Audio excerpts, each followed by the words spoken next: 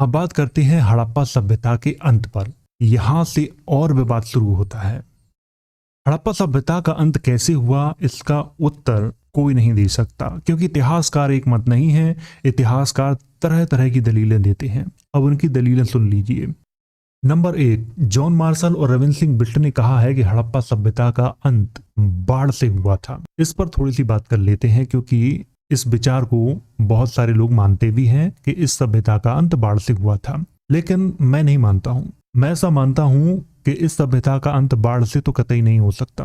क्यों नहीं हो सकता? क्योंकि इसके बारे में मैंने बहुत सारी जानकारी पढ़ी है। जब आप मोहनजोदाड़ो के बारे में पढ़ेंगे तो आपको पता चलेगा कि वहां पर कितने सारे कंकाल प्राप्त हुए थे, जिन्हें कुल्हाड़ियों से काटा गया था, जिनमें बच्चे, महिलाएं, पुरुष सब शामिल थे। तो क्या बाढ़ से ये सब हो सकता है? बिल्कुल नहीं हो सकता, क्योंकि बाढ़ कुल्हाड़ी लेके नहीं आती है। बाढ़ आएगी, आपको बहा ले जाएगी। तो ये मत भी पूरी तरह से स्वीकार नहीं किया जा सकता है।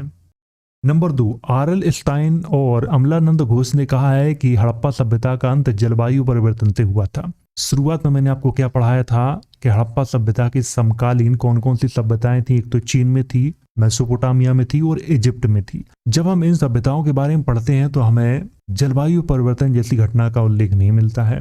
मुझे लगता है कि सिर्फ जलवायु परिवर्तन हड़प्पा सभ्यता में ही हुआ था, पूरी दुनिया में कहीं हुआ ही नहीं था, जैसा कि आर.एल. स्टाइन और अमलानंद घोष ने कहा है।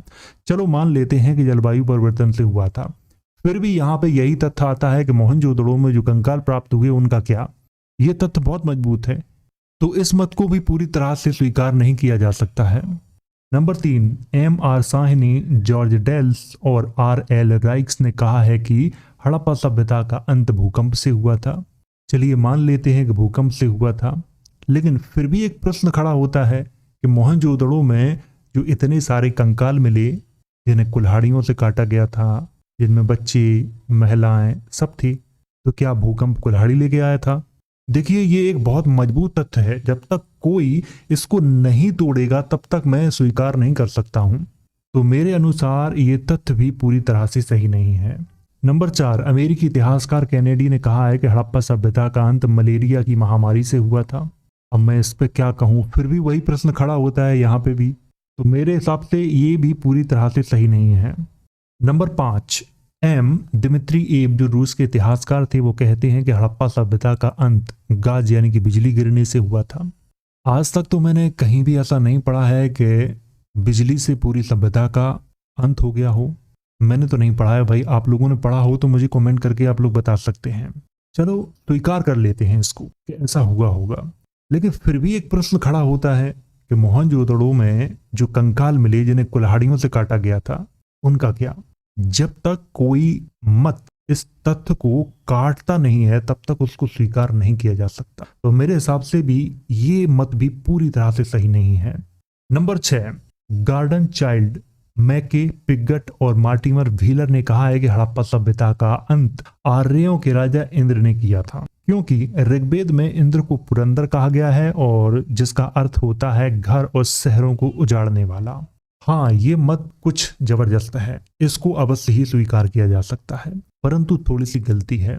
ये निश्चित तौर पर नहीं कहा जा सकता कि आर्यों के राजा इंद्र ने ही किया हो, किसी और ने भी किया हो सकता है, क्योंकि ऐसा कोई अभिलेख तो मिला नहीं है जिसमें लिखा हो कि इंद्र ने इस सभ्यता को खत्म किया था। तो इसको भी पूरी तरह से स्वीकार नहीं किया जा सकता, लेकिन हाँ, कुछ हद तक ये सही है। क्यों सही है उसकी आगे चर्चा करते हैं।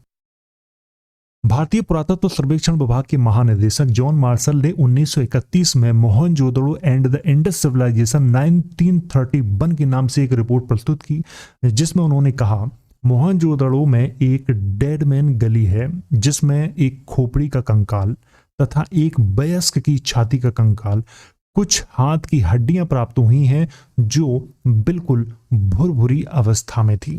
ये जानकारी कहाँ मिलती है? ये जानकारी मिलती है Mohenjodaro and the Indus civilization नाम की एक रिपोर्ट है, उसमें मिलती है। भारतीय पुरातत्व सर्वेक्षण विभाग के महानिदेशक मार्टिमर व्हीलर ने अपनी report Harappa 1946 ancient India journal 1947 में कहा है कि मोहनजोदड़ो के साक्ष्यों में पुरुष, महिलाओं और बच्चों का बड़ी बेरहमी से जनसंहार किया गया था। पुरुष तथा महिलाओं के जो कंकाल प्राप्त हुए हैं उन पर आभूषण भी थे।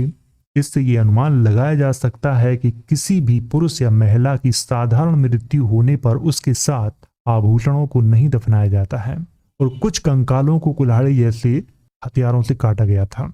जॉन मार्शल जो भारतीय पुरातत्व सर्वेक्षण विभाग के महानिदेशक थे, उनकी भी रिपोर्ट यही कहती है। और मार्टिमर व्हीलर ये भी भारतीय पुरातत्व सर्वेक्षण विभाग के महानिदेशक थे, इनकी भी रिपोर्ट यही कहती है।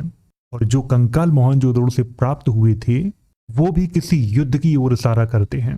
ये कहना बिल्कुल उचित नहीं है कि ये आर्यों के राजा इंद्र ने किया है, क्योंकि ये तो आप एक मन के आधार पर कह रहे हो। भारत में बहुत सारे यात्री आए, आप उनके यात्रा विवरण पढ़ो। हुएनसोंग ने अपने यात्रा विवरण में खंडरों की चर्चा की है। जब आप यात्रियों के यात्रा विवरण पढ़ेंगे तो आपको पता चलेगा कि भारत का वास्तविक इतिहास क्या है, उस समय हमारा देश कैसा था। भले ही कोई यात्री हमारी विचारधारा का हो या ना हो, लेकिन उसके यात्रा विवरण को हमें जरूर पढ़ना चाहिए। उसमें से कुछ ना कुछ जानकारी हमें अवश्य ही अच्छी मिलती है, क्योंकि जब आप तरह तरह के यात्रियों के यात्रा विवरणों को पढ़ेंगे तो आपको कुछ कुछ जानकारी मिलना शुरू हो जाती है। एक तथ्य की मैं और यहाँ पे बात करना चाहूंगा कि इब्न बतूता ने ही अपने यात्रा विवरण में जब वो सिंध में यात्रा कर रहा था तो एक ऐसा पशु देखा था जिसके माथे पे एक सींग था। इब्न बतूता ने उस पशु का नाम लिखा हुआ है गेंडा। और हड़प्पा सभ्यता में एक ऐसी मोहर भी प्राप्त हुई है जिस पे एक सींग वाले पशु का चित्र मिलता है। तो इब्न बतूता के रिहला से भी बहुत अच्छी जानकारी प्राप्त होती है। तो ये तो थी हड़प्पा सभ्यता के बारे में जानकारी।